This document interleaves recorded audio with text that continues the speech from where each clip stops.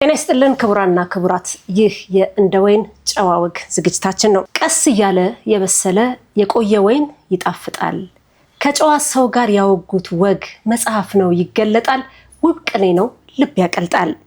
የጨዋ ወጋችንን ይዤ ቀረብኩ። የዛሬ የጨዋ ወግ እንግዳዬ በውትድርናው ከክቡር ዘበኛ እስከ ኮሪያ ዘመቻ ከወህኒ ቤቶች አስተዳደር እስከ አባት ጦር ዳግም ዘማችነት ታላቅ አበርክቶ አላቸው። በትዳር 72 ዓመታትን የተሸገረ የተከበረ አብሮነትና ሰፊ ቤተሰብ ባለቤት በእድሜ 94 ዓመታትን ያስቆጠሩ በአካላዊና መንፈሳዊ ጥንካሬያቸው ወጣትን የሚያስከነዱ ታሪካቸው ትውልድን የሚያንጽ የህይወትን ጥቁርና ነጭ ክስተቶች በጸጋ ተቀብለው በማስተናገድ ያለፉበትን መንገድ የህይወቴ ጉዞ ሲሉ በመጽሐፍ ሰንደው ለትውልድ ያበረከቱ ናቸው። ደግሞ የኋሊት ተጉዘን ወላጆቻቸውን ብንፈትሽ የእንግዳችን ወላጆች ዘመኑን ቀድመው የሰለጠኑ ካፈሯቸው 12 ልጆች መካከል 5ቱ መለዮን ለብሰው ሀገርን በውትድርና ከማገልገላቸውን ባሻገር ከመካከላቸው አንዱ በሜጀር ጀነራል ማዕረግ እስከ የኢትዮጵያ ጦር ጠቅላይ ኤታማዦር ሹምነት የደረሱ ናቸው። እንግዳችን በእድሜ 9 አስርታቱን ቢሻገሩም ዛሬም የኮሪያ ዘማቾች ማህበርን በማገልገል ላይ ይገኛሉ። ክቡራንና ክቡራት፣ ከጨዋ ወግ እንግዳችን ሻለቃ ተፈራ ንጉሴ ጋር ያደረግነውን የጨዋ ወግ እነሆ ብለናል። ቻናላችንን ሰብስክራይብ፣ ላይክ እና ሼር እያደረጋችሁ ተከታተሉን። ጨዋ ወጋችን ተጀመረ።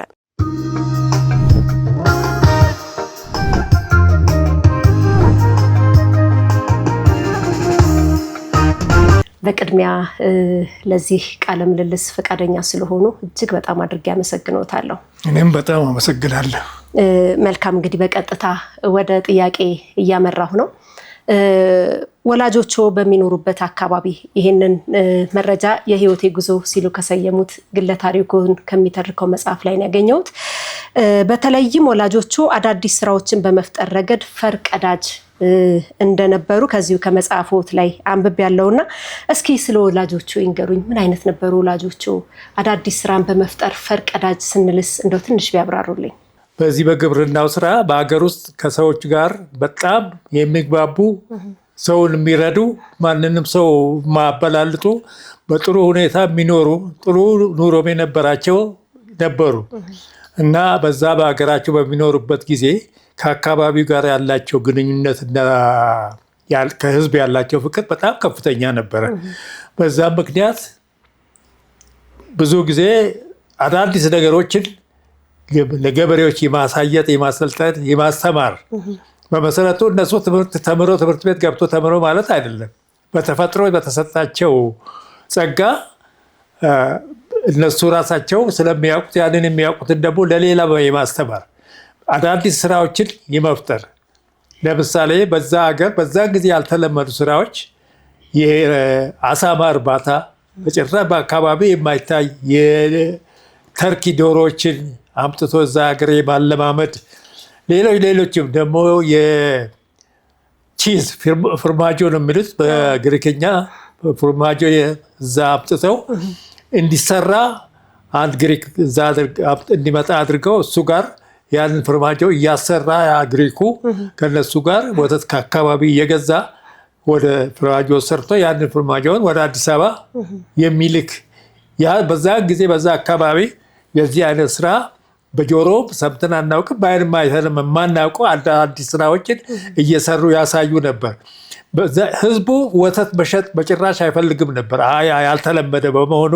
ግን እነሱ ይህንንም አስተማሯቸው፣ ህዝቡ ወተት እንዲሸጥና እንዲጠቀም። የት አካባቢ ነበረ? ከዚህ ምናልባት ወደ 75 ኪሎ ሜትር የሚባለው አካባቢ ድሬ ሙሎ ይባላል ወረዳው። አካባቢያቸው እነሱ የነበርንበት ድሬ ትባላለች እና በዚህ በጫጮ በኩል ሄደን ከጫጮ ወደ ቀኝ እንታጠፍና 10 ኪሎ ሜትር ወደ ገጠሩ ገባ ብሎ ነው ቦታዎችን። እዛ ነው የነበርነው፣ እዛ ነው የተወለድነው፣ ሁላችንም ያደግነው እዛ ነው እና እነሱም የነበሩት እዛ ነው። እንግዲህ ከዛ በአካባቢው ላይ በጣም ተሰሚነትና ፍቅር ከሰው ጋር ያላቸው መገናኘት፣ መስማማትና መታወቅ ለአካባቢ ትልቅ ምሳሌ የሚሆኑ እንደ አባት እንደ እናት አካባቢውን የሚደግፉ፣ እነሱ ከአካባቢው ጋር ተስማምቶ የሚኖሩ፣ በሽምግልና አካባቢን የሚያሳርቁ፣ የሚያስማሙ ትምህርት የሚሰጡ ወላጆች ነበሩ እና በዚህ አይነት ነው እንግዲህ እኛም ያደግነው ከነሱ ጋር። እንግዲህ በተለይ ወላጅ አባቱ አቶ ንጉሴ ሞሩ የመርህ ሰው እንደነበሩ ከመጽሐፎት ላይ መገንዘብ ችያለሁ ሻለቃ። እስቲ እርሶንና ወንድሞቹን ያሳደጉበትን ጥንቅቅ ያለ መንገድ እንደው እስኪ ያጫውቱኝ። እሱን አባታችን እንግዲህ በጣም የረጉ አስተዋይ ናቸው እና በዛን ጊዜ የዚህ ትምህርት ቤት የሚባል ነገር በአካባቢው አይታወቅም። እነሱ ግን የትምህርት ጉዳይ ስለገባቸው ቄስ ፈልገው ቀጠሩ። ቤታቸው ቀጥረው እዛ ቤታቸው እየተቀመጡ ቄሱ እኛን ያስተምሩ ነበር እና እንግዲህ እነሱ አስበው ይሄንን በማድረግ በዛን ጊዜ ያልተለመደ እና በአካባቢ ያልነበረ ነበር። ቄስ ቀጥሮ ቤት አስተማሪ ቀጥሮ ልጆችን ማስተማር ያልተለመደ ነበር እና እነሱ የመጀመሪያዎቹ ነው አካባቢ። በዛ ላይ እንግዲህ አይነት ነው እኛ ቄስ ቀጥረው እኛም በአማርኛ ሊያስተምሩን የጀመሩት። ከዛ እኛ ብቻ አይደለንም የአካባቢው ልጆች እንደዚሁም ደግሞ የዘመን ልጆች ከሌላ ጋር እየመጡ እዛም እየተቀመጡ የሚማሩ ነበሩ እና በዚህ አይነት ነው እንግዲህ ትምህርት ቤቱን እንትን አድርገው እኛን አስተምረው ከዛም ወደ ሌላው ደረጃ እንድንደርስ ያደረጉት በዚህ መልክ ነበር እና በዛን ጊዜ ያልተለመደ የሌለ ነገር ነበር እና ለተለይ እኔ ጋር ትንሽ ወደ ኋላ ቆይቼ ነበር እኔ የገባሁት እዛ ቄስ ትምህርት ቤት ወይም እነሱ ጋር። ምክንያቱም እኔ የነበርኩትና ያደግኩት አያቴ ጋር ነው፣ የእናቴ አባት ጋር። ስለዚህ አያቴ ደግሞ ብዙ ክርስትም ሀብት ምንም ስለነበራቸው የኔ ልጅ በጭራሽ እዛ አይሄድም ብለው ትልቅ ጭቅጭቅ ነበረና በቄሶች አማላጅነት በስንት መከራ ነው እኔ ወደኋላ የተወሰነ ጊዜ ኋላ ቀርቼ ከዛ በኋላ በግድ ሄጄ እኔም ከወንድሞች ጋር ተቀላቅዬ ያው ትምህርቱን መቀጠል የቻልኩት። እንግዲህ ስለ አያቶቹ ከነገሩኝ እሱን ስለ ጊፍቲ ሸዋ እስኪ ንገሩኝ። ጊፍቲ ሸዋ ካልተሳሳትኩኝ አያቶ ናቸው። ጊፍቲ ሸዋ ምን አይነት ሰው ነበሩ? ታሪካቸው በጣም ስለገረመኝ ነው። ጊፍቲ ሸዋ እንግዲህ ለእኔ አያቴ ናቸው፣ የአባቴ እናት ናቸው። እኔ ራሴን ያገኘሁት እሳቸው ጋር ነው። ነፍስ አውቄ ስኖር እሳቸው ጋር ነው ማቆም። እናትም አባትም ብዬ መጀመሪያ ማውቀው እሳቸውን ነበረ እና እሳቸው በዛ በአካባቢ በጣም የተከበሩ ነገር አዋቂ ሰው የሚያምናቸው እና በጣም ልክ የሚያመልክባቸው ማለት ይቻላል በአንዳንድ ጊዜ እና አንድ ሰው ሲጣላ ለሽምግልና እሳቸው ካሉበት ነገሩ ወዲያውኑ መፍትሄ ያገኛል እና በዚህ አይነት የታወቁ እና በዛ የተከበሩ በሀብትም ቢሆን ጥሩ ሀብት የነበራቸው ናቸው። ብዙ ከብቶች ብዙ መሬት እና ያላቸው ስለሆነ እና ችሎታቸውም ደግሞ በጣም የሚደነቅ ስለሆነ በዛ አካባቢ በጣም የሚከበሩ እናት ነበሩ እና እሳቸው ናቸው ያሳደጉኝ። እኔ በኋላ ነው ወደ ቤተሰቦች ትምህርት ሲጀምር አሁን እንደነገርኩሽ በግድ በጭቅጭቅ ነው ነሳ አባታቸውን አበልጅ ተልኮ ነው እኔን ትምህርት ቤት እንደ ወንድሞቼ ጋር ሄጄ እንማር የተደረገው። ለምን ነበር ያልፈለጉት ግን እሳቸው? አንደኛ ምንድን ነው የሚሉት የቄስ ተማሪ ሁሉ ችግረኛ ነው እዛ የሚሄደው እንጂ እውቀት እዛ እንደሚገኝ ብዙም የሚታወቅ አይደለም። ምን አጥቶ ነው የሚሄደው ነው? አዎ ምን አጣ? እኔ መሬት አለኝ፣ ንብረት አለኝ፣ ሀብት አለኝ፣ ሁሉ ነገር እኔ እያለ የኔ ሀብት እያለ እሱ ሄዶ ደግሞ እዛ ከነሱ ጋር ቄስ ጋር ገብቶ ምን ምክንያት አለ? ሀብት ለማግኘት ከሆነ የኔ ስለሚበቃ አያስፈልግም ብለው ነበር የሚሟገቱና የሚከላከሉት የነበረው እና በዚህ ምክንያት በግድ ያው እንደነገርኩሽ ንስሐ አባታቸው አማላጅነት ተልከው ተፈቀደና ከዛ በኋላ እኔም ከወንድሞቼ ጋር ትምህርቱን ቀጠልኩኝ። እንግዲህ በቄስ ትምህርት ቤት የተጀመረው እውቀትን ፍለጋን ብለው እየቀጠለ ሄደ። እንዴት ቀጠለ እሱ ጉዳይ? የትምህርቱን ጉዳይ እንግዲህ ቀጠሉበት። በዛን ጊዜ ባለው ትምህርቱ ደረጃ ተምረን ዳዊት መድገም እና ሌሎችንም የአማርኛ እንትን ካወቅን በኋላ ምን ተደረገ? ከግብፅ ጳጳሶች ይመጣሉ እና ጳጳሶች ይመጡና ክህነት ይባላል። ያ ዲያቆን ለመሆን ማለት ነው። እዛ ቄሱ ጋር ከቆየን በኋላ በጣም የሚገርመኝ ነገር እኛ ቄሱ እነዛ እንዴት እንደሚመጡ መቼ እንደሚመጡ ምንም መገናኛ የለም፣ ምንም ነገር የለም። እንዴት እንዳወቁና ቀጠሮ እንድንመጣ እንዳደረጉ አሁን ሳስበው በጣም እኔም ይደንቀኛል በእውነቱ። እሳቸው የሚያውቁት የቄስ ትምህርት የቤተ ክህነት ነገር እንጂ የዚህ የዓለም ኑሮ የሌላውን እንትን አያውቁም። በዛን ጊዜ ግን በዛን ጊዜ እሳቸው አውቀው ይህንን እኛ ምን አይነት መገናኛ የለም፣ ስልክ የለም፣ ሬዲዮ የለም፣ ምንም ነገር የለም። ያ በመልእክት ሰው ሄዶ ነው እንግዲህ መልእክት የሚደራረሱ እና እሳቸው አውቀው በዚህ ጊዜ ይመጣሉ ብለው እኛን ይዘውን እዚህ አዲስ አበባ እንደመጡ እሱ በጣም ነው የሚደንቀኝና እሳቸው ያው የሚመጡበትን ጊዜ ያወቁ ለአባቴ ተነገረ።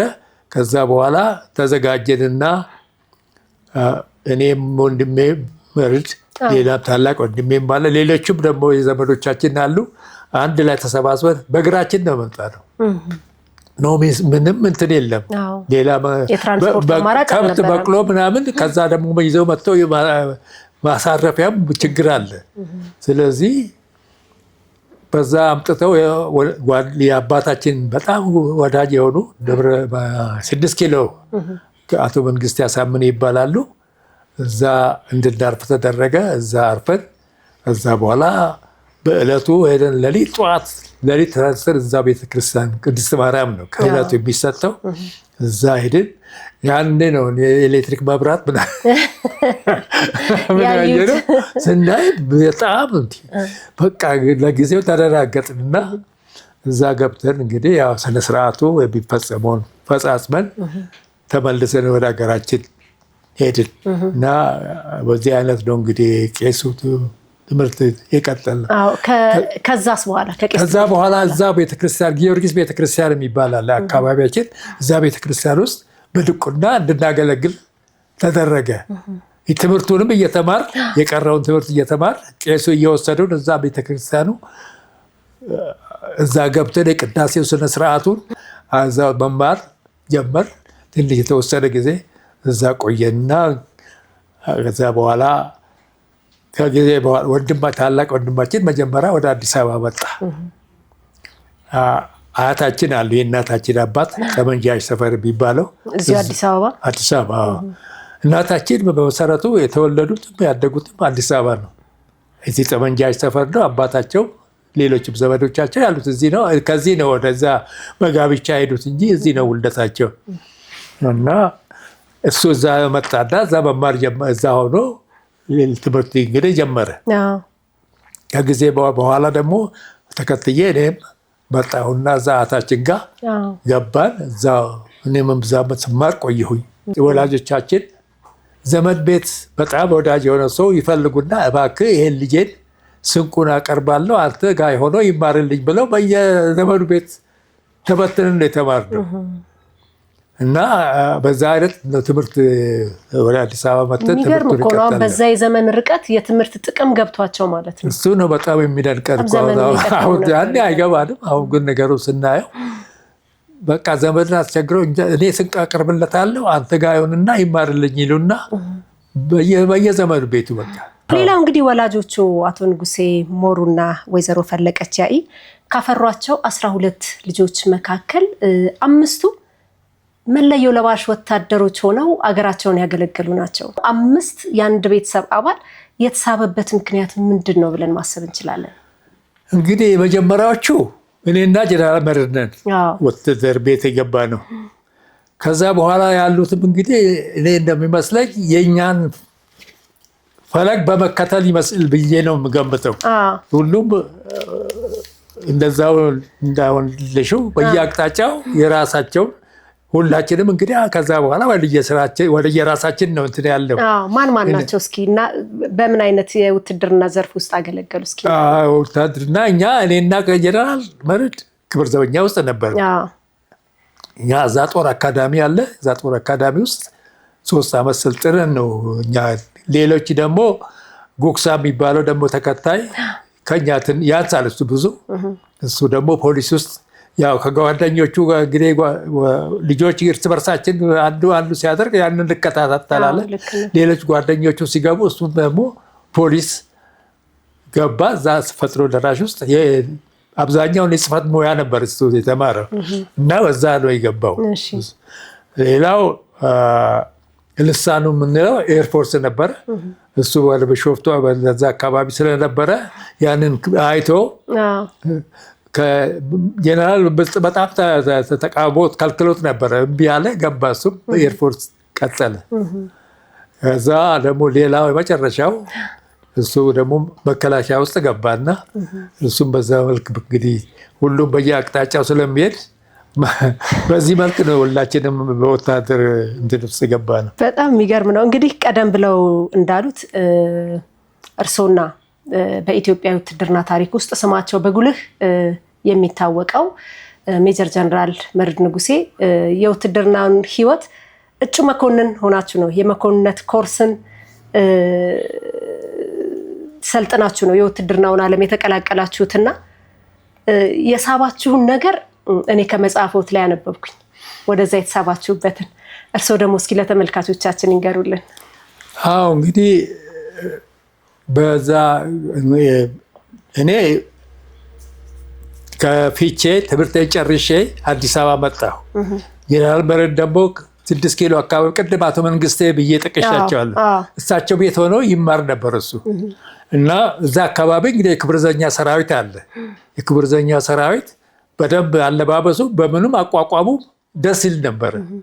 በኋላ እሱን እናያለን። ሁለተኛ እንግዲህ አሁን አንደኛ ደረጃ ጨርሰን ወደ ሁለተኛ ደረጃ የምንገባበት ጊዜ ነው እና ቤተሰቦቻችን እንግዲህ እስካሁን ድረስ ከኛ ጋር ተቸግረው ሁሉን ነገር እየረዱን ነው፣ በሚችሉት መጠን እያስተማሩን ነው። አሁን ደግሞ እኛ ራሳችንን መርዳት የለብንም ወይ ወደሚለውም አንድ እንትን አለ።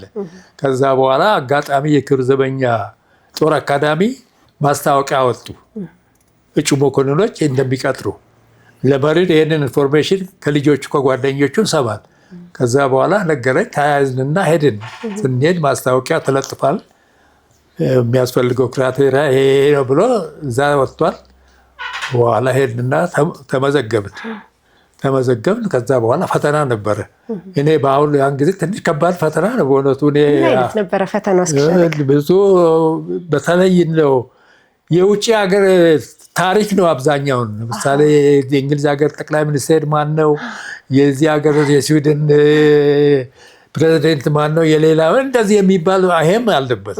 ሌላ ሂሳብም አለ እንግሊዘኛም አለ እና እርግጥ በዛን ጊዜ ደህና እንትን ጭንቅላትም ነበረ። ያንን ፈተናውን ተፈተን ከዛ በኋላ የጤና ምርመራ ተደረገ። እንግዲህ ክረምት ላይ ነበር። በቃ ከዛ ጨራረስንና አልፋቸዋል ለሚመመስከረም ተባል። ወደ ዘመዶቻችን ጋር ሄድና እዛ ክረምቱን ከርመን የመስቀልን በዓል እዛ ዋልና መጣን።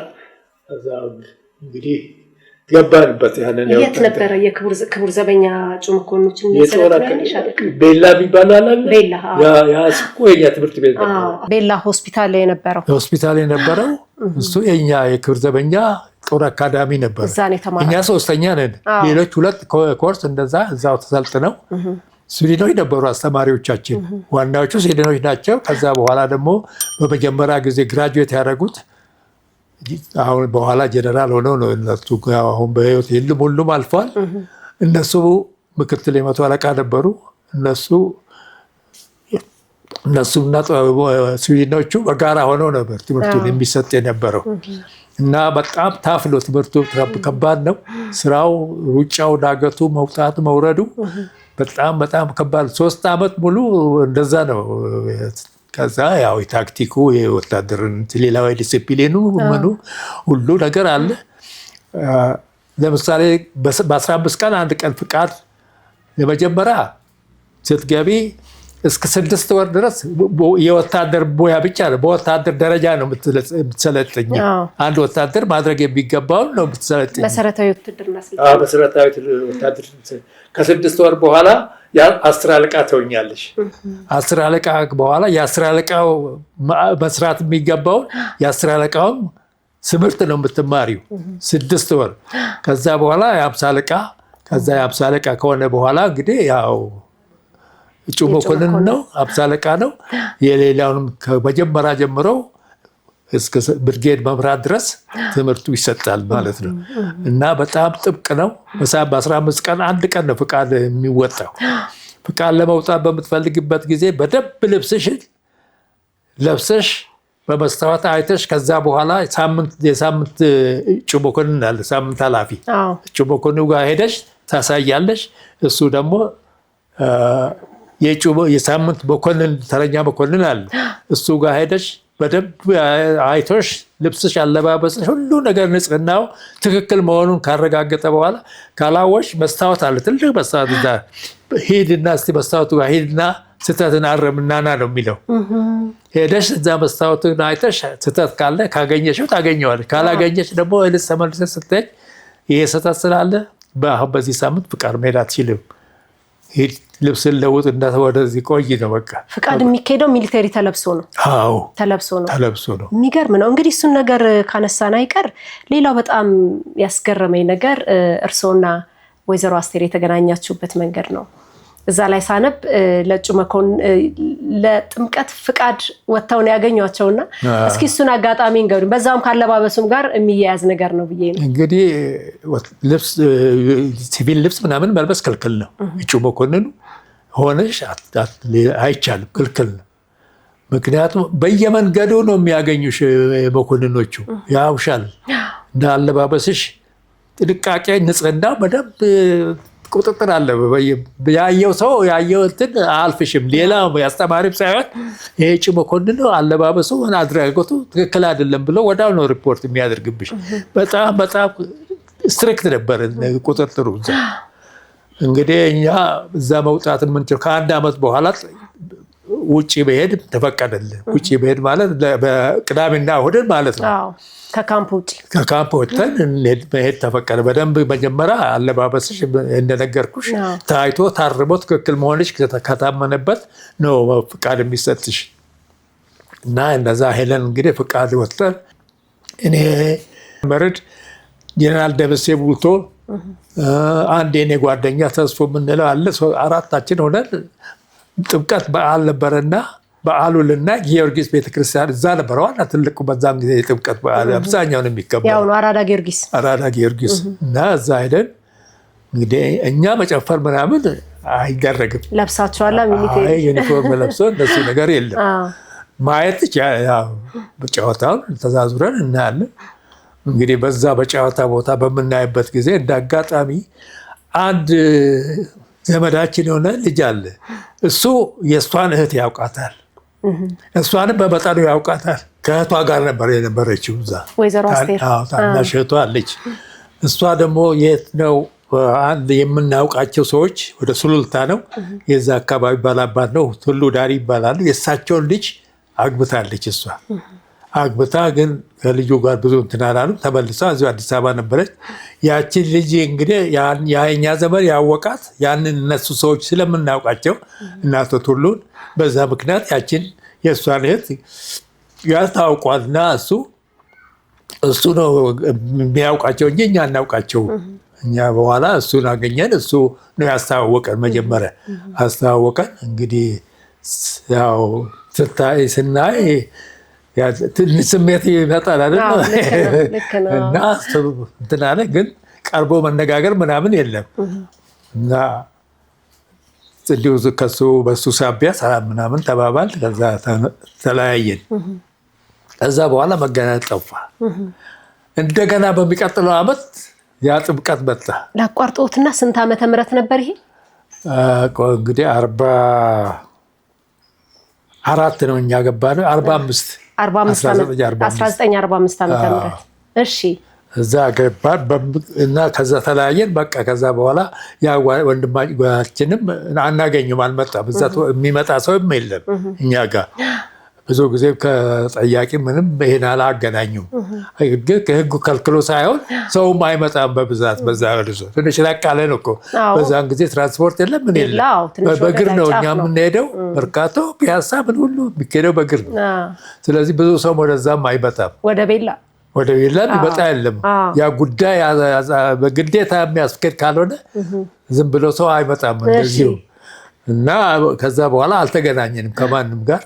በሚቀጥለው ዓመት ደግሞ እንደገና እዛ ጥምቀት አንድ አመት ቆይተው ማለት አንድ አመት ቆይተው በ1945 አዩዋቸው 44 አዩዋቸው። በ45 ደግመው ለመገናኘት አንድ አመት ጠበቁ። አንድ አመት ቆየ። እሺ በኋላ ያው እዛ ስንሄድ ተገናኘን። እንግዲህ ከዛ በፊት አንድ ቀን ታውቀን ስለነበረ አሁን የተሻለ መቀራረብ መጣ። እዛ በኋላ ከረሜላ ምናምን ገዛዝተን። እድሜያችሁ ስንት ነበር ያኔ? እድሜያችሁ ስንት ነበር? የኛ እንግዲህ በ20 ነው 23 24 23 እድሜዎት እንደዛ ነው አካባቢ ነው። ወይዘሮ አስቴርም ከዛ ብዙ አይርቁም። አዎ እዛ በቃ ተያየን። ከዛ በኋላ ምን ሆነ ወላይታ ሶዶ ወንድሜ እዛ አስተማሪ ሆኖ ሄዶ ነበር። እዛ 2 ዓመት 3 ዓመት ሰርቶ መጥቷል። የእሱ ጓደኛ የኢሊባቦር ሰው ነው። እሳ ተወለዳቸው የኢሊባቦር ነው። የኢሊባቦር ሰው ያ የኢሊባቦር ሰውዬና የኔ ጓደኛ የኔ ወንድም ጓደኛ ማቾች ናቸው። ከሷ ጋር በጣም የቅርብ ጓደኛ ናቸው። እነሱ ደግሞ አብሮ ያደጉ ናቸው። እነዛ ትንሽ በእድሜ ገፋ ብሎም በትምህርት ቤትም አብረው ነበሩ እና ያ የወንድሜ ጓደኛ ጋር በጣም ተዋወቅንና ቤተሰብ ሆነናል። አሁን ከሱ ጋር እነሱ ጋርም ይታወቃሉ። እና እንግዲህ የመጨረሻ በደንብ ልንቀራረብ የቻልነው እነሱ ጋር ግንኙነት ስለነበረን ሁለታችንም እዛ እነሱ ጋር ነው የተገናኘነው። መሀላችሁ ሰዎች ስለነበሩ። አዎ ሰዎች በእነሱ ሳቢያ እኔም እነሱን ፍለጋ ሲሄድ እሷ እዛም ስለነበረች ከእነሱም ጋርም ስለምትታወቅ ያ የበለጠው እንትን ሊያደርግ ይቻለ። ከዛ በፊት ግን አንድ ጊዜ እነሱ ጋር በናል ሳንቅ ታማ እንጥላውን ተቆርጣ ተኝታለች። ይሄንን እንጃ እንግዲህ እንዴት እንዳገኙም አላውቅም። እኔ የት ነው ያለችው ተባለ። እዛው ራስ ደስታ ሰፈር ነው ሌላ አንድ ቤት ተከራይታ ከጓደኛዋ ጋር እዛ ትኖር ነበርና ሄድኩኝ አንድ ቀን። ያኔ ምን ነበር ስራቸው? እሳቸው ማስተማር ጀምራለች። ያኔ ትምህርት አስተማሪ ጀምራለች። አስተማሪ ነበረች ያኔ። ሄድኩኝ። ሲሄድ እንጥሏን ተቆርጣ ተኝታለች። ብዙም መነጋገርም አትችልም። በኋላ እዛውን እያለሁ እናቷ መጡ። በቃ ሰላም ተባብለን የተነስቼ ሄድኩኝ። ለካ እሳቸው በጣም ቅር ብሏቸዋል።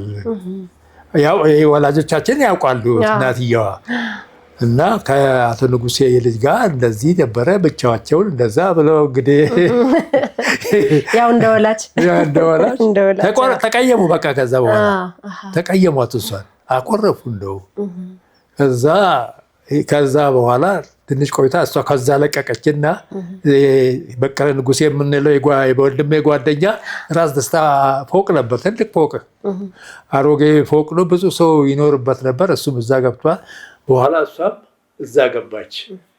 ከዛ ትገባ ያው እዛ አገኘና ተገናኘን። እንግዲህ እዛ ከዛ በኋላ መቀራረብ መጣ፣ መግባባት መጣ። እዛው እንዳለች ያው የመሄጃችን ደረሰኛ ወደ ኮሪያ ያጨርሰናል፣ ተመርቀናል። ወደ እሱ ጥያቄ ልመጣ ነበረ። ያው የኮሪያ ዘማች ነበሩ። የእጩ መኮንነት ኮርሱን እንዳጠናቀቁ በአጭር ጊዜ ውስጥ ነው አይደል ወደ ኮሪያ የዘመቱት። በዛን ጊዜ ከወይዘሮ አስቴር ጋር ምን ላይ ነበራችሁ? አይ ብዙም እንትን የለውም በእውነቱ። በዛን ጊዜ ይህንን ያህል ያው ተገናኝተናል፣ ታውቀናል። እኔም እዛ ጠይቃታለሁ እና እንግዲህ አሁን ግንኙነታችን የተቀራረበ ሆነዋል። ተገናኝተናል።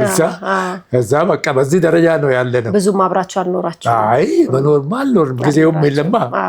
እኛ ወዲያውኑ አንድ ወር ያህል ጊዜ ውስጥ ነው እንግዲህ ሁሉ ነገር ወደ ዘመቻ ሄድንና በቃ እዛ ሆኜ ወረቀት መጣልኝ ፍሬወቶ መወለዷል። እሱን እመጣበታለሁ። ደስ የሚል አጋጣሚ ነው። እንግዲህ ጉዞ ወደ ኮሪያ ተጀመረ። ከሀገር ርቆ ወደ ባዕድ አገር ከመጓዝ ጀምሮ ብዙ ነገሮች ያው አዳዲስ ነውና የሚሆኑት። ጉዞው እንዴት ያስታውስታል ሻለቃ? ወደ ኮሪያ የተደረገው የኢትዮጵያ ሰላም አስከባሪ ኃይል ጉዞ ምን ይመስል ነበረ? አዎ እንግዲህ ያው ከዚህ ተነስተን በባቡር ነው እስከ ጅቡቲ የሚሄደው። ከጅቡቲ ሄድን። ጅቡቲ እንወርድና እኛ የደረስነው ጠዋት ጊዜ ነው። መርከቡ የሚመጣው ከሰዓት በኋላ ነው። እዛ ጅቡቲ በዛን ጊዜ እንግዲህ ሰኔ አካባቢ እሳት ቃጠሎ ነው። እኛ እናውቀውም እንደዛ አይነት በቃ ግራ ተጋባን። ከዛ በኋላ እንግዲህ ኢትዮጵያኖች ያውቃሉ፣ ግማሹ በረዶ ግማሹ ውሃ እያዘልን መጣል። ያንን በረዶ እንመጥ ነበር። በጣም ሙቀት ነበረ። በጣም እዛ ወቅቱ ጊዜው እንግዲህ ከሰዓት በኋላ ነው ደግሞ ሰዓቱ። እዛ ቆየን። ከዛ በኋላ መርከቡ መጣ። መርከቡ ላይ ሌሎችም የግሪኮችም ነበሩ፣ ታይላንዶችም አሉ። ሌሎቹንም ይዞ ነው የመጣው እና ከዛ በኋላ ያው መርከብ ላይ ተሳፈሩ ተባለ። ገባን። ገባ እንግዲህ መርከብ ውስጥ ያው የመኝታ ቦታ አለ። እያንዳንዳችን ያ ቦታ ተሰጠን። አልጋ ያዝን፣ ክፍላችንን ያዝን እና ከዛ እንግዲህ ጉዞ ተጀመረ ወደ ኮሪያ። እኛ የምናየው አሁን ከዚህ በኋላ አገር የሚታይ የለም፣ ምንም ነገር የሚታይ የለም። ውሃና ያ መርከቡ ብቻ ነው። ምንም ነገር አይታይም። የባህር ላይ በጣም አሰልቺ ጉዞ ነው የባህር ላይ ጉዞ እኮ። ከዛ በኋላ ደግሞ እንትኑ ሲመጣ ማዕበሉ ሲመጣ መርከቡን በቃ ያስጨፍረዋል። ከዛ በኋላ በቃ የሆዱ ወደ ታች ይስባል። ምን ያክል ቀን ተጓዛችሁ በመርከብ? 21 ቀን ሌሊትም ቀንም። በጣም እኮ ረጅም ነው። በጣም ረጅም። በዛ ላይ ምንም ሌላ የምታይ ነገር የለም ከውሃና ከመርከብ ውጭ። አንዳንድ ጊዜ እንደ አካባቢ አይላንድ ምናምን ይኖራል። ምንድነው የሚታዩት? ወፎች ስናይ አቤት ደስታ! መሯሯጥ ነው። ወፎች ታይተዋል ኑ ይባላል ለማየት። ከዛ እንግዲህ አካባቢ አንድ እንትን አለ ማለት ነው። ሌላ ደግሞ አልፎ መርከቦች ከሩቅ ይታያሉ። በቃ እነሱንም ስናይ እነሱን ለማየት ተንጋግቶ በረዳ ላይ መውጣት ነው። እንደ ብርቅ ነው ሁሉ ነገር ማየት እዛ ላይ ሆነ። ምክንያቱም የምታዩ መርከቡ ውስጥ ያለውንና እዛ አካባቢ ያሉት ሰው፣ እዛ ስትወጪ ደግሞ ውሃው መጥቶት አላሽ ላይ ሲከለበስ ታያለሽ። ሰማይ ወጥቶ እንደ ተራራ ይከመርና መርከቡ ላይ ይከለበሳል። ያ በዛን ጊዜ በቃ ሌላ ነገር ነው የሚመጣው። ሰው አልናፈቃችሁ? ያው እርስ በርስ አላችሁ። አሞራ ለማየት እየናፈቀን ነው ሰዎች ያለ። እውነት ነው። የሰው ደግሞ ይብሳል። እንግዲህ የኮሪያ ምድር ከረገጣችሁ በኋላ ግዳጅ እንዴት ቀጠለ? አጋጣሚ እኛ ከመድረሳችን በፊት ተኩስ ማቆም ስምምነት ተደረሰ። ተኩስ ቆሟል። ግን ጦርነቱ ቆመ ማለት አይደለም። እኛ እዛ ኮሪያ እንደደረስን ያው ተቀበሉን የነበሩት እዛ አለማመዱን። ሰፈር ውስጥ እዛ ቆየን። ከዛ ትምህርት ጀመርን፣ እዛ ልምምድ ጀመርን ማለት ነው። ከመረከባችን በፊት ማለት ነው። የምንረከበው መከላከያ ምሽግ ነው። በደንብ የተሰራ ምሽግ ነው። ሁሉ ነገር የተሟላ ምሽጉ ሁሉ ነገር ያለው ነው። እሱ ነው የምንረከበው። ግን ያን ከማድረጋችን በፊት መጀመሪያ አካባቢውን መሳሪያውን እድገት ግማሹን የምናውቀው ነው። አዲስ መሳሪያም አለ።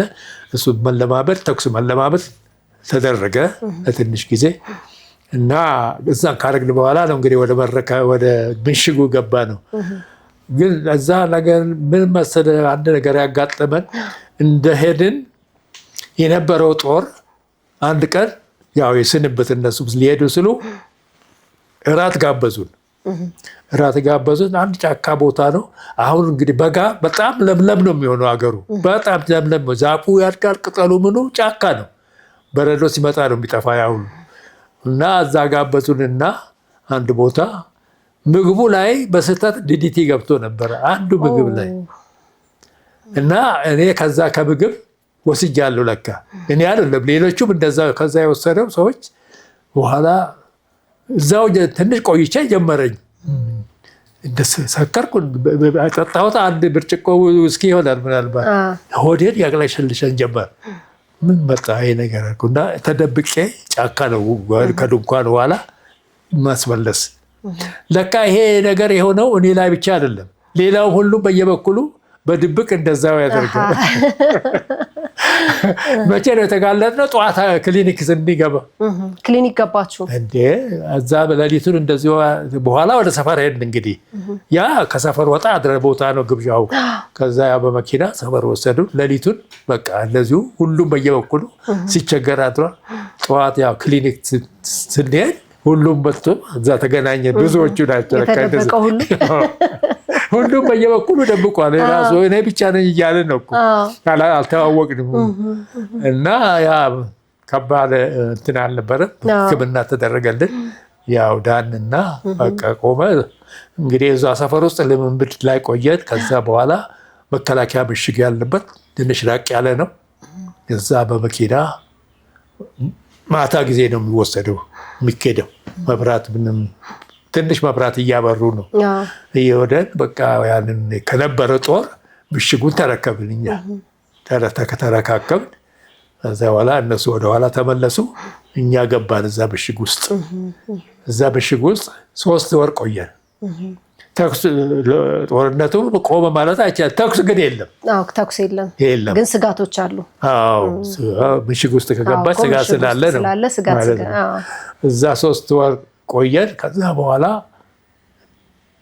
እንግዲህ እነሱ ተነጋገሩ። ምሽጉን አስረክቡ ተባልኛ ለኮሪያ ወታደሮች ያን ምሽጋችን አስረከብንና ካምፕ ተሰርቶልናል። እኛ ወደኋላ ተመልሰን ከፍሮንት ላይ ከመስመሩ ወደኋላ ተመልሰን ካምፕ ተሰርቶ ነበር። እዛ ካምፕ ሄድና በቃ እዛ ያ መኖር ጀመር። ከዛ ደግሞ እዛ እንግዲህ ልምምድ ትምህርት ነው። ያው ጦርነት የለም ግን ጥንቃቄ አለ ሁልጊዜ። ከዛ ደግሞ የጦር ልምምድም አለ። እዛ አካባቢያችን ጫካ ነው። ያ ሰው ህዝቡ ነገሩ ጠፍቶ ሰው የለም፣ ለቆ ጠፍቷል። ግማሽም አልቋል። እዛ ባዶ ጫካ ሆኖ ነገሩ እና እዛው ቆየን እንግዲህ እስከምንመለስ ድረስ። እስከምትመለሱ ድረስ እንግዲህ ከሀገር ሲወጡ ለመጀመሪያ ጊዜ ነው። አዲስ ነገር ነው። አዲስ ሀገር ነው። የራስ ሀገር አይደለም። አዳዲስ ነገሮች ይኖራሉ። ኮሪያ ላይ እንደው አጋጠመኝ የሚሉት አዲስ ነገር ምንድን ነው? እዛ ለነበረው ዘማች እኛ እንግዲህ እኔ ብቻ አይደለም፣ ሁሉም የኔ ቢጤ ነው ያለው። አንድ አይነት ነው፣ ሁላችሁም ናችሁ። አንድ አይነት ነው። እዛ እኛ ምንም ከተመለስን በኋላ ያው ስራ አለ፣ እንሰራለን፣ እናስተምራለን፣ ወታደሮቻችን እናሰለጥናለን፣ መሳሪያ ሁሉ እናሰለጥናለን። በማስተማር ላይ ነው ብዙ ጊዜ የምናሳልፈው። ከዛ ሌላ እዛ አካባቢ ምንም መጥፎ ነገር ያጋጠመን ነገር አልነበረም። ከስንት ጊዜ በኋላ ተመለሳችሁ? 1 ዓመት። 1 ዓመት።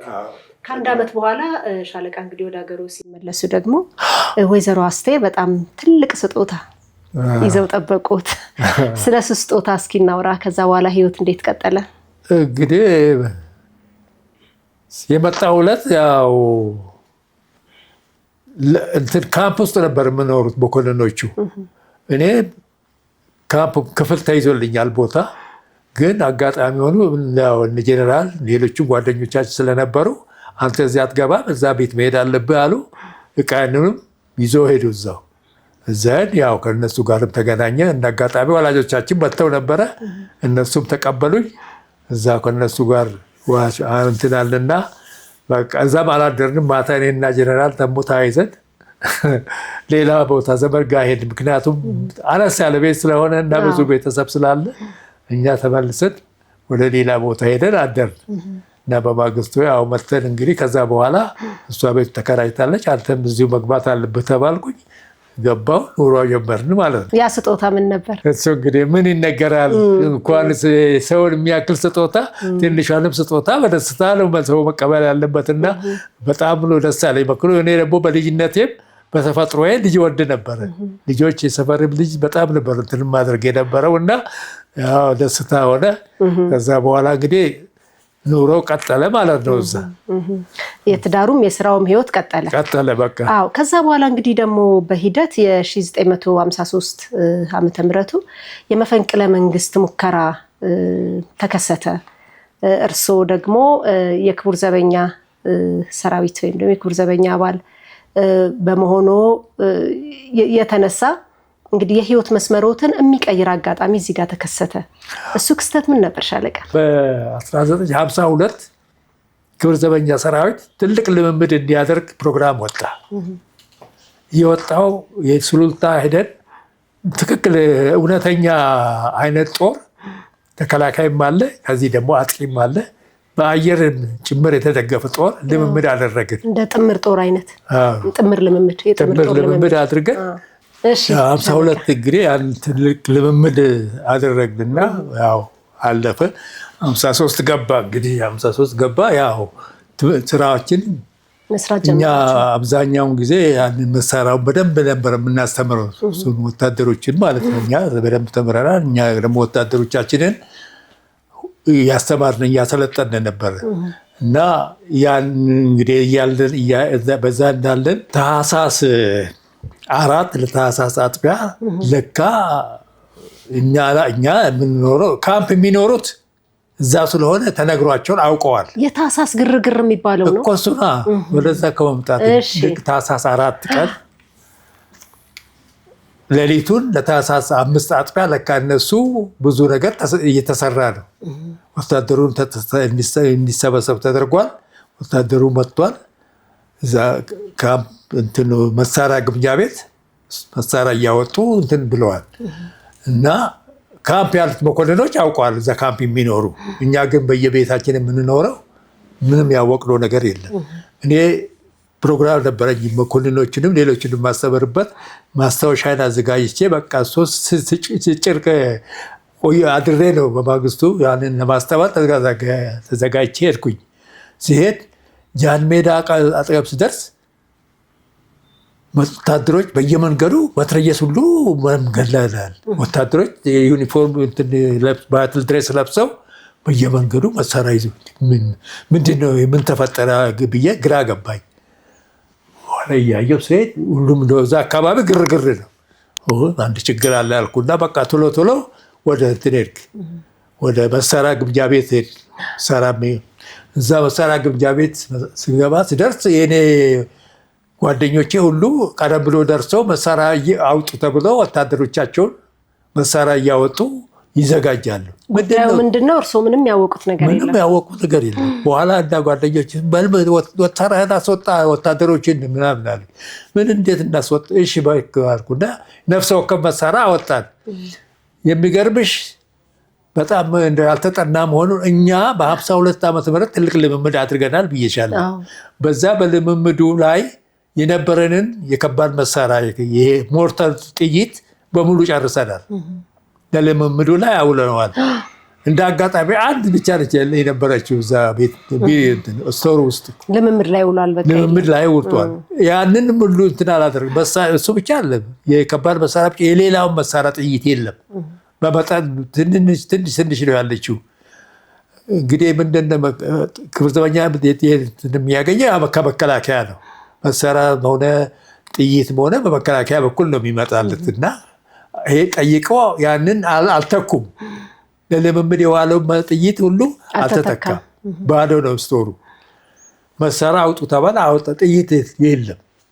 አንድ ወታደር 5 ጥይት የካርባይን እና ኤም1 እሱን ያለውን አውጡ ያዝ እንግዲህ ያዝና በኋላ ቆዩ አሉ። እዛ ቆይተን በኋላ መጡና እንዴ ሄቪ ሞርተሩን አውጡ እንጂ አሉ። ለምን አውጡና ጥመዱ አሉ። ምን ያደርጋል ጥይት የለውም እኮ ግድ የለም ትእዛዝ ነው አውጡ አሉ። እሺ አልንና አወጣንና እዛ ጎድጓዳ ቦታ አለ ድሮ ኮበረኛ ሆስፒታል የነበረው ግምጃ ቤታችን እዛው ነው። እዛ ወሰንና አንደርግራውንድ እንትን አለ ደግሞ መሳሪያ ምናምን ጥይት መጠባበቂያ የሚያስቀምጡበት ጋር እዛ አካባቢ ጥመዱ መሳሪያችሁ ጋር ጣምበን ባዶ ሞርተር ጥይት የሌለው በቃ እንጠብቃለን። ከዛ በኋላ እንግዲህ ወሬው ይመጣ ጀመር። ከሩቅ ሆኖ ድምፅ ማጉያ አንዳንድ ነገር በኋላ ወሬው ውስጡ እንደዚህ ያለ ነገር እኮ ተደረጉ ሊደረግ ነው ተገልብጠ መፈንቅለ መንግስት ሊካሄድ ነው ጃንሆይን እንትን አድርገው ሌላ ስርዓት ሊመሰረት ነው የሚል ወሬ አለ። ወሬ ይመጣ ጀመር። እኛ በመሰረቱ ያንን ሀሳብ የምንደግፍ ሰዎች ነን። ቀደም ብለን እሳቸው ከመሄዳቸው በፊት እንደውም ቅሬታም ነበረ። ቅሬታው ምን ነበረ?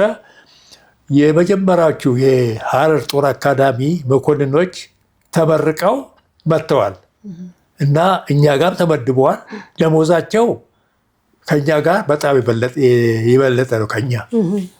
እኛም ተማርነው 3 ዓመት የነሱም ከኛ በምን ይሻላል የሚል የመሬት እንትን አለ፣ ቅሬታ አለ። መናገሩ ነው እንጂ እርስ በርሳችን በዚህ ላይ ቅሬታም ነበረ። አሁን ይሄ ነገር ሲጨመርበት አይ ጥሩ ነው ይመለከተናል አላቸው። ከዛ እንግዲህ ያደረግንና እዛው ግቢ ውስጥ እንጠብቃለን።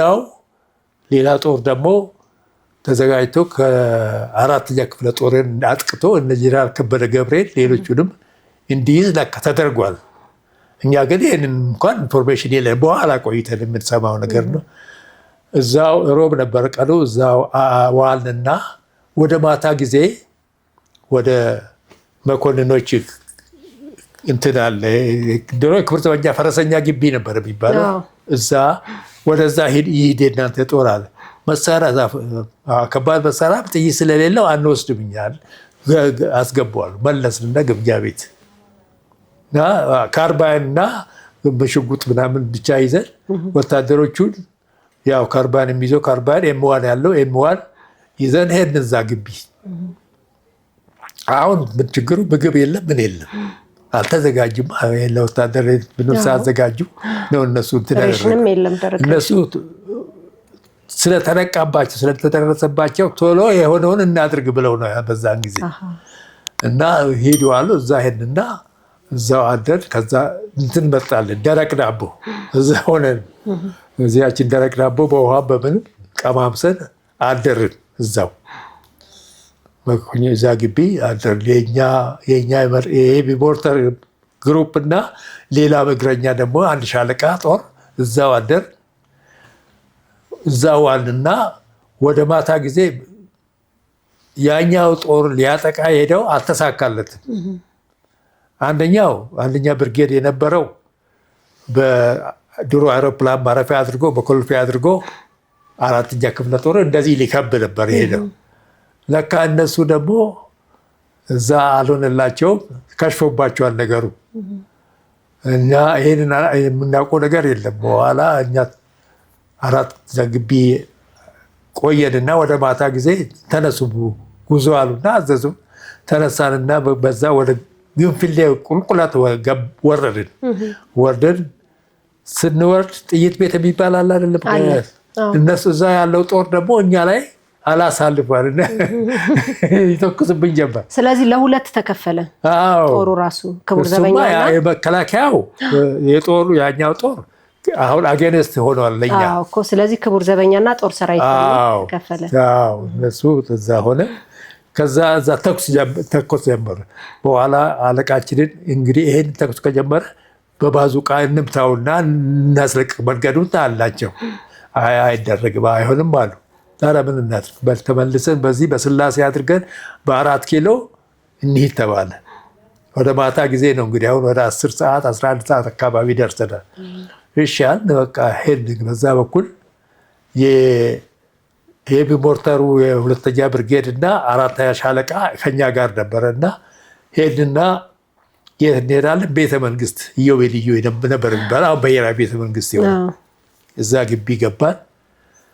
እዛው ገብተን ግንኙነት ተቋረጠ ከሌላ ጦር ጋር ምንም ግንኙነት አልተገኘ። እዛ የቤተ መንግስቱን ሬዲዮ ሞከርን፣ እሱም ሊያገናኘን አልቻለን። አለቆቻችንም እንግዲህ እዛ አሉ።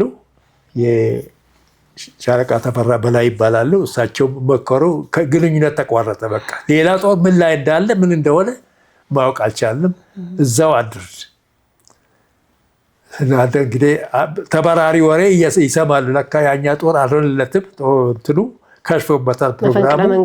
ወደኋላ እየተመለሰ ወታደሩ እየተበታተነ ጀምሯል። ለካ እዛ አደርንና ጠዋት ስንነሳ ወታደሮቻችን አብዛኛው ትተውን ሄደዋል። አንድ ጓደኛ አለ፣ መቶ አለቃ የኔ ኮርስ ነው ጓደኛ ነው። ሁለታችን ቀረን እዛው ያደርነው ወደ ካፕሰግት። በኋላ ምን እናድርግ ተባባል። እንግዲህ ጦሩ እየጥሎን ሄዳል። ምንድን ነው እኛ ብቻችን የምናደርገው? ስለዚህ ተነሳንና ወደ በር ከሄድን ደግሞ ልንታይ ነው። ከብሔራዊ ቤተመንግስትና ዘውዲቱ ሆስፒታል ድሮ እዛ ነበር። ጥግ አጥራቸው አንድ ነው፣ የቤተ መንግስቱና የዘውዲቱ ሆስፒታል። አዎ። ከዛ በኋላ ምን ከነስተን መሳሪያችን አደረግንና በካቡ ላይ ዘለንና ዘውዲቱ ሆስፒታል ገባል። ግቢ ውስጥ ገባል። ስንገባ ህንዶች ናቸው ደግሞ ሐኪሞቹ እዛ ያሉት። ስንገባ መኖሪያ ቤት አገኘን። ገባን። ስንገባ ሰዎቹም አላዩንም። ሄድና ሰፋ ሳለ ፎቴ ላይ ቁጭ አልና ታየን። ሰዎቹም አላዩንም። በኋላ አሰብን ምን እናድርግ። በኋላ እሱ ምን አለ፣ ሆስፒታሉ እንግባ አለ። እኚህ ጓሮ ሆኖ እዛ ሐኪሞች ናቸው እዛ ያሉት፣ እዛው ነው የሚኖሩ ህንዶች ናቸው። ሆስፒታሉ ጋር እንሂዳልና ተነሳንና በጓሮ በዛ በነሱ ቤት ውስጥ ወጣና ወደ ሆስፒታሉ ሄድ። በኋላ ያ ጓደኛዬ እኔ አንድ ማውቃት ደርሳለች እዚህ አለ። እሺ ልፈል ጠየቀና ፈለገ፣ አገኘናት እሷን። ነገሩን እንግዲህ አሁን ጦርነቱ የኛ አካል ከሽፏል፣ እንትኑ መፈንቅለ መንግስቱ ከሽፏል፣ ጦሩ ተበታትኗል። እና የጦሩ በኩል የመከላከያው እያጠቃ ወደ ላይ ወጥቷል። አልፎ ነው ሄደዋል። ግማሹ በሌላ በየአቅጣጫው ማለት ነው። አሁን እንግዲህ ይሄ ከሆነ ስናይ ምንም ነገር የለም። የመከላከያ ሰራዊት በእግሩ በመሳሪያ እያዘ ይሄዳል። የክብር ዘበኛ ተበታትኗል። ምንም ኃይል የለም። ኋላ ያችን ነርስ ፈለገና እንደዚህ ያለ የት እናድርግ ምን ይሻላል አላት። እሺ እንግዲህ መሳሪያችሁን ኑ አለችና ራሱ የዕቃ ግምጃ ቤቱ ውስጥ የዛ የሆስፒታሉ እዛ ሆስፒታሉ ዕቃችሁን እንግዲህ የፈለጉን እዚህ ውስጥ አስቀምጡ አለችን። መሳሪያችንን ጀበርናችንን የተሸከምነውን ሁሉ አወላለቅንና እዛ ቁጭ አደረግን። ከዛ በኋላ እሷ እንግዲህ ትናንትና ወዳ እህልም የለም ውሃም የለም። በኋላ እሷን ነገራት። ያ ጓደኛችን ሄደችና ዳቦና ውሃ መጣችልን እና አንድ ባዶ ክፍት ቦታ አገኘችና ፍራሽ አመጣችልን። ፍራሽ ሰጠችን። ከዛ ጋቢ የሆስፒታል አንሶላ አድርጋ አመጣችልን። ገባንና ደክሞናል፣ አልቀናል። ያችን ውሃና ዳቦ በላን። እዛች ፍራሽ ላይ አረፋን። በቃ ተኛን። ከዛ እንግዲህ አሁን ወደ ማታ ሆነ ሰዓቱ። እሺ ምን እናደርጋለን? እዚህ እንደዚህ ሆነን ምን ነው የምናደርገው? አሁን ቢያው ደግሞ ይሄን ቢያው እሷ ላይ መጥፎ አደጋ ሊደርስባት ነው። እንትን ደበቀች ብለው አመፀኞችን ደበቀች ብለው አደጋ ሊደርስባት ነው። ምን እናደርግ? የእሱ ባለቤት ከውጭ መጣ። እዚህ ፖፖላሬ በኮሎኔሎች መኖሪያ ነበሩ። እዛ ከአንድ ጓደኛው ጋር እዛ ነው ያለችው። እኔ እዛ ነው ያለችው፣ እዛ እሄዳለሁ አለ። እንዴት አድርገህ ትሄዳለህ? ግድ የለም እኔ እሄዳለሁ። ጋቢ ሰጠችን። ያንን ጋቢ እኔ አንሶላ አገኘው፣ እሱ ጋቢ አገኘ። እሱ ጋቢውን ለበሰና ወደ ፖፖላሬ። እኔ እንግዲህ ባስብ ቤት ነው የሚሄደው። ወደ ሰፈሬ መሄድ አልችልም። እኛ ያለነው ተፈሪ መኮንን ትምህርት ቤት የክብር ዘበኛ ጋራዥ ወታደር ሰፈር ነው። ያ ሰፈር ደግሞ ተይዟል። አሁን መከላከያ ኃይል ይዞታል። አካባቢውን ይይዘዋል። ባላየውም የሚያዝ አካባቢ ስለሆነ እዛ ሆኗል። እና ምንድን ነው ማድረግ ያለብኝ ያልኩ ሳስብ ጋቢ አግኝቻለሁ። ሱሪ ሰብስብ ያለው ጋቢውን ዩኒፎርሙ እንዳይታወቅ እና እሱን ለመደበቂያ። ከዛ በኋላ ሳስብ አንድ የጤና ባለሙያ ከባለቤቴ ጋር የትምህርት ቤት ድሬሰር ናቸው። ከዚህ ቀደም አንድ ጊዜ ለቅሶ ነበረ፣ ሄደናል። ከአስቴር ጋር ሄደን ቤታቸውን አውቀዋለሁ። ኋላ አስብኩን እዛ ሊሄድ አልኩ። እነኚህ ሰዎች አያውቁኝ፣ አንድ ቀን ነው የተገናኘ። ላይቀበሉ ሊያስዙኝም ይችላሉ።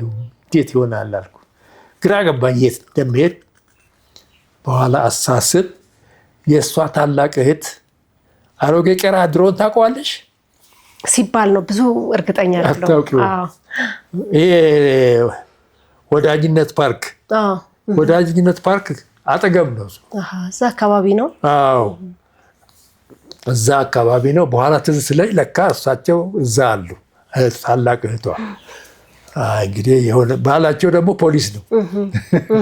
እንግዲህ ምንም የተሻለ አማራጭ የለኝም። የመሸ ነው ሰዓቱ ደግሞ። ከመሸ ደግሞ በምሽት ማንም አያስኬደኝ። ከምንም ያልተዘጋጁበት ጉዳይ ውስጥ ነው በአጋጣሚ ከቤትዎት ስራ ብለው ወጥተው የገቡት። የሚገርም ነው። በኋላ እንግዲህ አሳስብ ትዝ ስለኝ እዛ ተነስቼ ሄድኩኝ።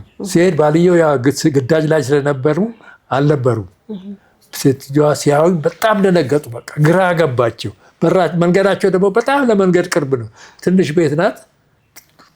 በኋላ ሄድኩኝ። በኋላ ጓሮ ያሉ ሰዎችም ሄዶ እዛ እንደደብቅም አሰቡ።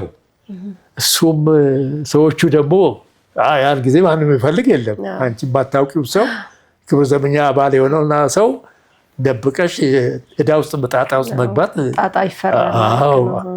ለምን ወንጀለኛ ደበቀ ተብሎ ትልቅ ችግር ሊመጣበት ነው። ግራ ገባቸው። በኋላ እንጃ እንዴት ትዝ እንዳላቸው አላውቅም። ይገርምሻል ደግሞ ጓደኛችን የሆነ ከነሱ በታች አፋፍ ወንዝ ላይ ቤት ሰርቶ እዛ ይኖራል። አንደርግራውንድ ሁሉ አለ ቤቱ። በኋላ እዛ ሄዱና እነሱን እንደዚህ ብሎ ሲነግሩት እንዴ ይምጣ እንጂ ያሉ ተነሳንና ጋቢዬን ተከናንቤ እዛ ጓደኛዬ ጋር እነሱ ለካ ደግሞ የባለቤቱ ወንድም ሌላ ክብር ዘበኛ አለ። እሱም ለካ መጥቶ እዛ ተደብቋል። እኔም አላየሁም፣ እነሱም አልነገሩኝም። እሱም ክፍሎች ብዙ ክፍሎች ስላሉት ለእኔ አንድ ክፍል ተሰጠኝ። እዚሁን አለ። እዛ ገባሁ።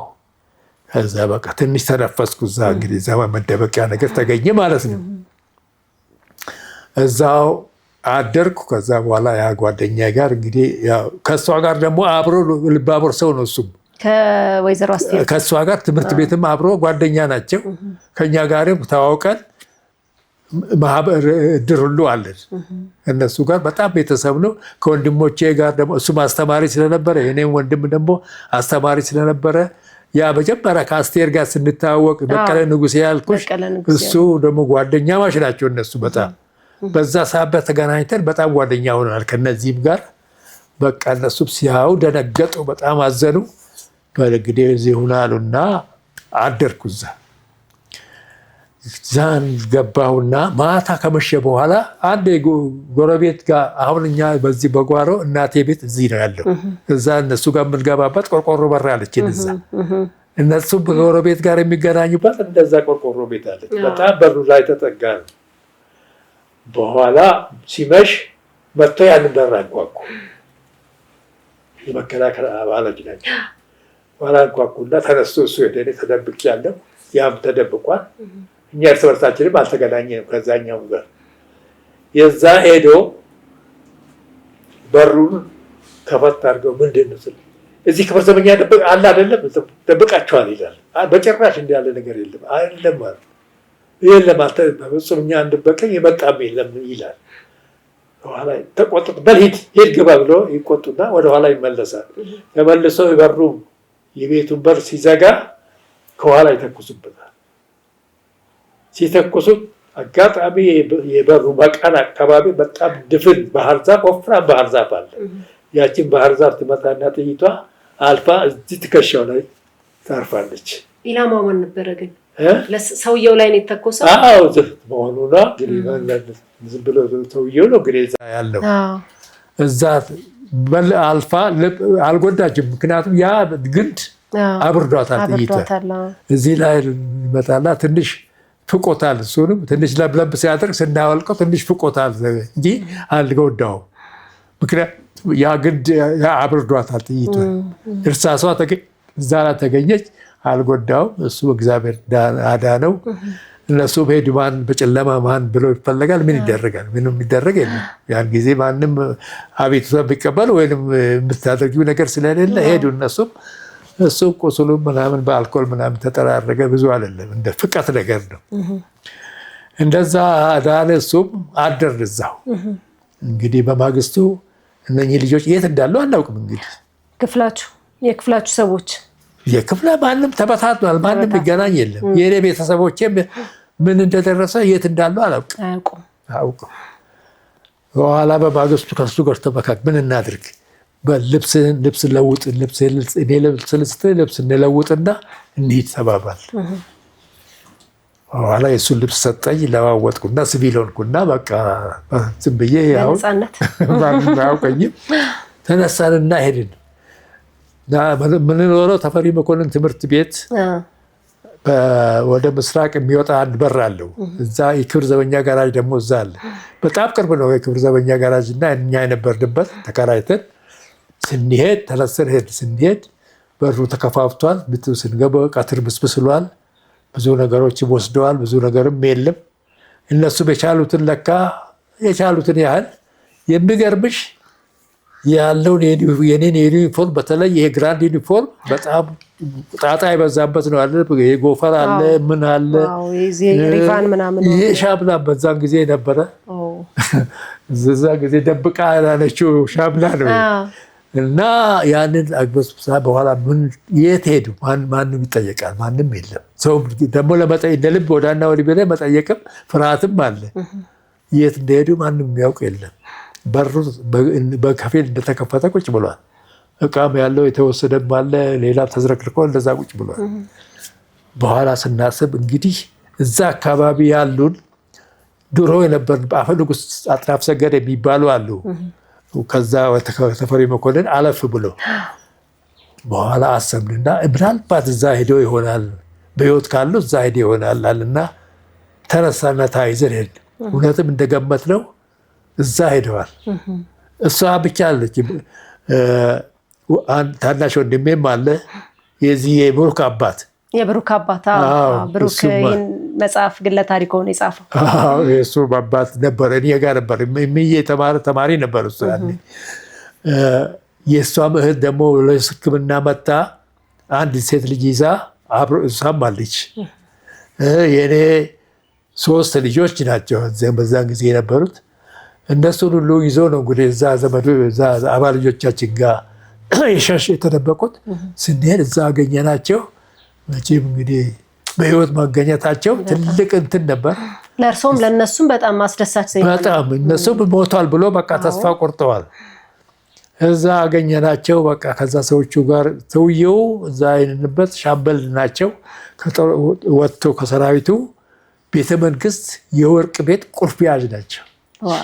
ትልቅ ሽማግሌ ሰው ናቸው። ጨዋ በጣም የታወቁ እዛ የቤተ መንግስት ቁልፍ ያዥ ናቸው። የወርቅ የንጉሱ ወርቅ ቤት እና በጣም የተከበሩ እዛ ነው እንግዲህ አበልጅ ሆነናል። እዛ ግቢ እንኖር ነበር በፊት። እዛ ግቢ ብዙ ጊዜ እና እዛ ተጠልሎ አገኘናቸው። እዛ በኋላ በቃ እንግዲህ እነሱ በሕይወት መኖራቸው እኛም መኖራችን ተዋወቀ።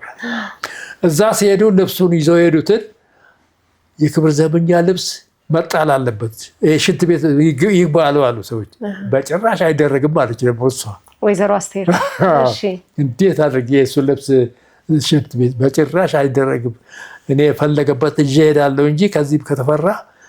አፈ ንጉሥ ደግሞ እንትን አላቸው፣ ዘበኛ አላቸው። ዘበኛ ሲሆን እዛ ሰራ የግቢ ተቆጣጣሪ፣ እሳቸው መጥተው እየዞሩ ይለፍፋሉ አለ። የክብር ዘበኛን ያስጠጋችሁ እንደሆነ በእናንተ ላይ ትልቅ አደጋ ይደርስባቸዋል። አንድም ሰው የክብር ዘበኛ ሰራዊት አባል የሆነ እንዳታስገቡ ተብሎ አዋጅ ተነግሯል አሉ። ሰዎቹ ግን በድፍረትና በችግርም ለጊዜ እነሱም ደበቁና እዛ አዳናቸው። እነሱን ልብሱ ሽንት ቤት ንክተት በጭራሽ አይደረግም ማለች ያሉ። እሷ ደግሞ በምንም አይደረግም ማለች። ያ ልብሱ እንደተጠቀለለ አንድ ላይ ይሄኛውን ይሄ ነው እንግዲህ አንደኛው የሚያጋልጠው። ይህንንም እዛ ጨርቅ በምናምን ጠቅላ እንደያዙ እዛ አገኘኋቸው እነሱን። ከዛ በኋላ ካገኘኋቸው በሕይወታቸው መኖራቸውን ካየሁ በኋላ ተመልሼ እኔ እዛው ጓደኛዬ ቤት ተመልሼ ሄድኩኝ። እዛ ሄዱ። እዛ ገባሁ። እዛው ተደበቁን። አሁን እንግዲህ እጅ የሚሰጥም አለ፣ በግድብ ተደብድቦ የሚያዝ አለ። መማረክ ወደ ተጀመረ፣ ሰራዊት ተበታተነ በቃ።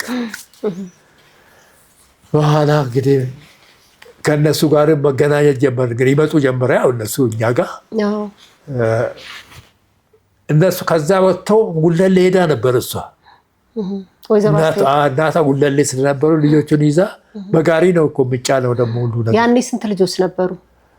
4 መሆናቸው። ፍሬህይወት አለች፣ ወልጌላዊት፣ አትክልት፣ ሰብለ 4 ናቸው። 4 ናቸው። ከዛ በኋላ እዛ ሄዳ ቦታው የሚመች አልነበረም፣ ሲቸግራት። በኋላ እነዚህ ታፈሰ የምንለው ጓደኛችን ይሄ የተደበቅንበት ወደዚህ ይምጡ አለ። ምድር ቤት ቦታ ቤት ነበር፣ ባዶ ነበር። እዛ መጡ። እዛ ምድር ቤት ውስጥ ገቡ እነሱም። እዛ በቃ ተገናኘን ማለት ነው በደንብ እዛ። እዛ እንግዲህ ወታደሮቹ ግማሹ ይማረክና ተደብድቦ ይታሰራል፣ ግማሹም ደግሞ ዘመድ ያለውም እጅ ሰጥቶ ያው ይገባል። አሁን ዝም ብዬ እጄ እንድሰጥ ትልቅ ችግር አለ። ድብደባም አለ፣ ምንም አለ።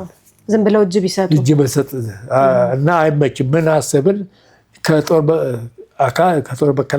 መከላከያ አንድ ሰው ማግኘት አለብን፣ የምናውቀው ሰው እናገኝተባት ስናስብ የእሷ የአክስቷ ልጅ ባል አንድ ሻምበል ነው። ኋላ ተፈለገ እና እሱ ተገኘ። እሱ ሲነገረው እሺ ግድ የለም እኔ ወስጄ እሰጠዋለሁ፣ እጁን እንዲሰጥ አድርጋለሁ አለ። ተነጋገር። ጂፕ ነበረችው ማልጣና አንድ ቀን በጂፕ ይዞኝ ሶስተኛ ሻለቃ ነው የምንለው ያን ጊዜ ያን ሜዳ አጠገብ እዛ ሶስተኛ ሻለቃ ሄደና እጄ ሰጠው። እዛው እለቱን እዛው አለና ማታ ወስዶ እዚህ 4ኛ ክፍለ ጦር እዛ ነበር የታሰሩት። ወሰዱን። እዛ ስንሄድ ረጅም አዳራሽ ነው። እዛ ውስጥ ታጉራል። መኝታ የለ ምንም የለም። ገባን። እዛ ውስጥ እንግዲህ ገባና ታጎር ከብት ገባን ማለት ነው። ምግብ ምን አቀረቡልን? ደረቅ እንጀራና ብትን በርበሬ እላው ላይ እዛ ላፈሰሱና በሉ ብሎ አሉ። እንዴት ይበላል? ያ በመጠኑም ቢሆን እኛ በተሻለ ኑሮ ነበር የነበርነው ማለት ነው። የተቻለውን ያህል ደረቁንም ምኑንም ቀማስመስ አደር። ከዛ ደግሞ በጣም ትልቅ ችግር የነበረ መጸዳጃ ቤት የለም። ለዛው የተዘጋጀ የለም። ቢሮ ነው አብዛኛው የነበረው። አንድ እንዲሁ የተከለለች ቦታ ከህንፃዎቹ ኋላ አንድ ቦታ አለች፣ ክፍት ነው በቃ። ምን ሌላ ምን አማራጭ የለም። እዛ ነበር የምንጸዳዳ። እዛ እንዳለ በኋላ እዛ ቤቱ አጠገብ ጉድጓድ ተቆፈረ። ውሃም ችግር ነበር፣ ውሃም ገባ። እዛ እስረኛውን እንግዲህ እዛ እንዳለን ችሎት ፍርድ ቤት ተቋቋመ። እዛው አዎ፣ ከፖሊስ ከጦር ሰራዊት ከፍርድ ቤት ከሌሎች ፍርድ ቤት ተቋቋመ። እዛ ምርመራ ተጀመረ። ቃላችን እዛ ተሰጠን። እዛ እንግዲህ ቃል ተሰጠው ውሳኔ እስከሚሰጥ ድረስ እዛ መጠበቅ ጀመር። ሌሎቹ ጀነራል መንግስቱም ራሳቸው እዛው ነበሩ በፊት። በኋላ እሳቸው ወደ ሌላ ጋር ወሰዷቸው። ሌሎችም ደግሞ ትልቅ ኃጢአታቸው ወይም ትልቅ ስልጣን ላይ ነበሩ። ማናቸው? ጀነራል መንግስቱ እሳቸው ናቸው አዛዣችን የነበሩት። መንግስቱ ነዋይ እሳቸው ለማምረት ሲሞክሩ ያው በደብረ ዘይት መንገድ የአካባቢ ፖሊስ ሰዎች ጠቁሞባቸው ተያዙ። ገደሉ። ወንድማቸው ተገደለ፣ ሌላም አንድ ተገደለ። እሳቸው እና ሌሎቹ ደግሞ ተያዙ። ተይዘው በቃ በኋላ እዛ አምጥተው ጨለማ ውስጥ አሰሯቸው እዛው እና ብዙ ጊዜ መኖሪያ ቤት የነበረ የወታደር ካምፕ የነበረውን ሁሉ እስር ቤት አደረጉ። በኋላ ወታደሮችም ነበሩ። ወታደሮቹም አንስተው ወደ ፖሊስ ኮልፌ ማሰልጠኛ እና መኮንኖች ብቻ ቀረን እዛ ቀረን። ከዛ እንግዲህ ተቋቋመ፣ መርማሪ የሚያጣራ ፍርድ ቤት ተቋቋመ። እስከዛ ውስጥ ታስረን እስከ ሐምሌ ድረስ እዛው። ስንት ወር ማለት ነው? ከታህሳስ ጀምሮ እስከ ሐምሌ ማለት ነው። ወደ 7 ወር እዛ ቆየን። ፍርድ መሰጠት ጀመረ። ግማሹ ያው 10 ዓመት ምን ዓመት፣ ግማሹ ከሳቸው ጋር የነበሩ 3 ሰዎች የሞት ፍርድ። እሱ ግን ወደ መደበኛ ፍርድ ቤት ወሰዷቸው። የእርስዎ ዕጣ ፈንታ ምን ሆነሽ አለቃ? እኔማ እዛ ሆኜ 3 ግሩፕ ተደረገ። ቃላችን ከተሰጠን በኋላ ያው እንትን ተቋቋመ ኮሚቴ፣ ዳኛችሁ ተቋቋሙ። እዛ እነሱ ያንን የሰጠነውን ቃል እያዩ ውሳኔ መስጠት ተጀመረ። ውሳኔ ሲሰጡ ግማሹ 10 ዓመት፣ ግማሹ 2 ዓመት፣ 3 ዓመት፣ 4 ዓመት፣ ግማሹ ደግሞ ግዞት ማዕረጉ ተገፎ በግዞት ለ2 ዓመት፣ እዛ ግማሹ ግዞት ከነማዕረጉ የሚል ውሳኔ ተሰጠ። እኔ ግዞት ለ2 ዓመት ከነማዕረጉ የሚል ውሳኔ ተሰጠኝ። ግዞት ምንድን ነው? ከእስር ቤት የተለየ ትርጉም አለው? ቋሚ ታስራለች። አዲስ አበባ ውስጥ ከአዲስ አበባ ውጭ ሄደሽ አንቺ በምትፈልግበት ቦታ ቦታ መርጠሽ እዛ ፖሊስ ጋር እዛ ቁም እስር ማለት ነው። የቁም እስር ያው እዛው በተገደበ እንቅስቃሴ ውስጥ እዛ ውስጥ በቃ አንቺ እዛው አካባቢ ነው፣ የትም ቦታ አታጅም። ጠዋት ፍርድ ቤት እዛ ትሄጃለሽ፣ ትፈርሚያለሽ፣ ማታ ትፈርሚያለሽ ፖሊስ ጣቢያ። እኔማ ዘመዶችም ያሉት በዚህ በሙሉ እንዳልኩሽ ጫንጮ መረጥኩ እኔ። ምን ሆነልሽ ደግሞ መጥፎ አጋጣሚ ያለት ፍቃድ ተሰጠ፣ ወጥቶ ለመሄድ ፍቃድ ተፈቀደ። እኔ አንድን ጓደኛዬን በላ አስመዝግበኝ እንዲህ ያለ ቦታ ነው እሱ በረዛ ሄዳለሁ ስላለኝ እኔንም አስመዝግበኝ አልኩት። እሺ አለ። ተነስቼ ወጣሁ። ፍቃድ ያለት ቤት ደርሼ ልጆቻቼ ተመልሼ ስመጣ ያልመረጡት ደግሞ የት ነው የሚሄዱት? ኢሊባቡር። ካልመረጥሽ አንቺ መንግስት የሚመድብሽ ከሆነ ኢሊባቡር ነው የሚመድብሽ። እንግዲህ ኢሊባቡር ትልቅ ወንጀለኞች የሚታሰሩበት ሀገር ነው። ግዞት ምናምን ትልልቆች ደጃዝማች ምናምን የሚባሉ መንግስት ላይ አመፁ የተባሉት ሁሉ እዛ ነው የሚታሰሩት። እና እዛ ይሄዳሉ የተባሉት እንደኔ ያላስመዘገቡት ተወሰነብን። በኋላ የኛ ቤተሰብ የተሰማ ሴቶቹ አበዱ በየአቅጣጫ እሪ ያሉ። እዛ በኋላ ሄዱክ መከላከያ ጀነራል ጽጌ የሚባሉ አሉ፣ ጽጌ ገዝሞ የሚባሉ የስማቸው ሰምተሽ እንደሆነ አላውቅም። እሳቸው ነበሩ ይህንን ኃላፊነቱ የሚደልድሉን ጦሩ በተወሰነበት ቦታ እንዲሄድ የሚያደርጉት እሳቸው ነበሩ። ጀነራል ጽጌ ጋር ሄዱ። ሴቶቹ ተሰባስበው እንግዲህ እነዚህ እሪ ያሉ ጮሁባቸው። እዛ ቆዩ ተባለ። ሌሎቹ ሄዱ በየቦታቸው፣ እኛ ቆየን እዛ የተወሰኑ ሰዎች እዛው እዚህ 4ኛ ክፍለ ጦር ውስጥ እዛ ከሐምሌ ድረስ ቆየን። በኋላ በቃ አስወሰኑ በፈለጉበት ቦታ። ከዛ 1 ወር ቆየን በዚህ እዛው። መጨረሻ ላይ እዛው 4ኛ ክፍለ ጦር። አዎ እሺ። ከዛ ተወሰነ። እኔ የመረጥኩት ጫንጮ ነው። ጫንጮ ይህ ተባለ። እሺ ተባለና በቃ ከዛ ፖሊስ ታዘዘና ፖሊስ ወስዶ ከሰዓት በኋላ ነው መጣና ወሰደና ሸዋ ፖሊስ ደግሞ ካዛንቺስ ነበር ያን ጊዜ። እዛ ወስዶ በቃ አንድ ቤት ውስጥ አስገቡኝ። መገናኛ የለም፣ ስልክ የለም፣ ምን የለም፣ ምንም የለም። ለቤተሰቦቼም የት እንዳለው አውቁ። አሁን እንደ አጋጣሚ ሳስብ አንድ አስተማሪ ነበር የወንድሜ የታላቅ ወንድሜ ጓደኛ ደብረ ብርሃን እንታወቃለን። እሱ ጋር ለእኔም ጓደኛዬ ነው። ከዛ በኋላ አስተማሪ ሆነው ደግሞ ከወንድሜ ጋር በቅርብ እንትን ይላሉ እና ሙዚየም ነበር እንደውም ለወንድሜ እሱ ሲያገባ ታላቅ ወንድማችን እሱ እዛ አካባቢ እንዳለ ያውቃለሁ። በኋላ አንዱን ፖሊሶች እባክህ አቶ ተስፋዬ የሚባሉ ሰው ታውቃለህ ወይ አልኩት። አሁን አውቃለሁ። እባክህ ሄደህ ትነግረኝ። እሺ አለና ሄደው ለእሱ ነገረልኝ። እሱ ሲነግርልኝ ምንም ልብስም የለኝም። እሱ ብርድ ልብስ ራት ሁሉ ይዞልኝ ከተፋል።